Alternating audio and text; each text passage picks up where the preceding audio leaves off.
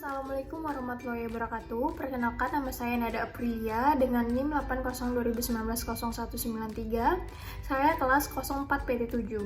Di sini saya akan menjelaskan dua topik tentang lingkungan bisnis. Sebelum kalian tonton video ini, mari kita simak dengan seksama. Sebelum kalian mengetahui tentang dampak lingkungan bisnis, di sini saya akan menjelaskan apa itu lingkungan bisnis.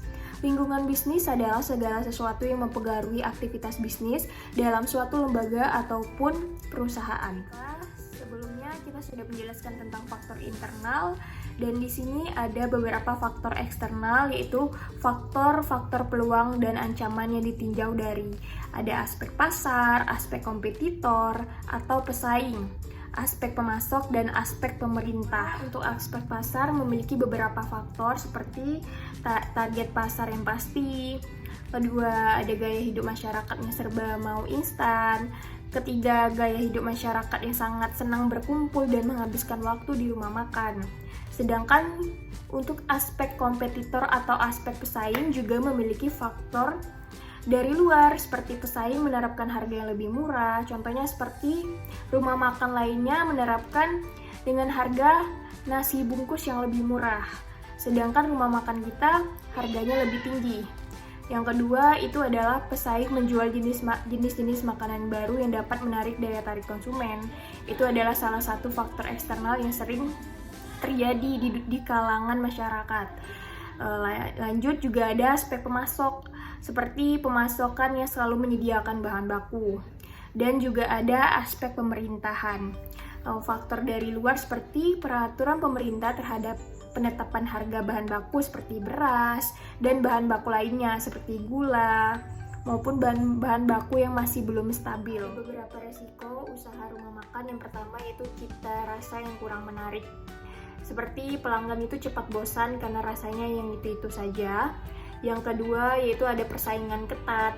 Maka dari itu kita harus menciptakan kreativitas dan inovasi dalam membuka usaha. Maka itu akan menjadi suatu resiko dalam usaha kita. Yang ketiga juga ada kebersihan tempat. Jika tempat kita tidak bersih dan rapi, maka itu akan menjadi resiko larinya pelanggan ataupun konsumen. Dan juga yang terakhir itu perubahan kondisi ekonomi. Itu juga akan menjadi salah satu resiko usaha makanan. Untuk topik yang kedua yaitu tentang usaha laundry. Usaha laundry ini memiliki dampak positif dan dampak negatif. Seperti yang pertama saya akan menjelaskan dampak positifnya. Dampak positif itu bagi pelaku usaha laundry memberikan keuntungan dan menjadi salah satu pilihan berwirausaha. Kedua, ada bagi konsumen, memberikan keringanan dan menghemat waktu maupun tenaga dalam pengerjaan cuci dan setrika pakaian. Ketiga, lapangan pekerjaan. Usaha ini dapat menampung pelamar pekerja dengan jumlah yang sangat banyak. Untuk dampak negatifnya dari usaha laundry ini adalah yang pertama itu bagi lingkungan seperti pencemaran tanah, pencemaran air, aroma yang tidak sedap, kerusakan ekosistem lingkungan. Yang kedua itu ada bagi kesehatan, menyebabkan diare dikarenakan virus, penyakit kulit seperti kudis dan kurap maupun iritasi. Usaha laundry ini memiliki ancaman ataupun resiko, contohnya seperti jika harga listrik naik, maka jasa laundry akan rugi, sehingga biaya laundry pun juga jadi naik. Ada pelayanan yang kurang baik. Contohnya konsumen akan komplain tentang pakaiannya yang hilang atau yang luntur, maka dari itu adalah salah satu resiko dari usaha laundry, sehingga pelayanannya harus lebih baik dan harus mempekerjakannya dengan teliti.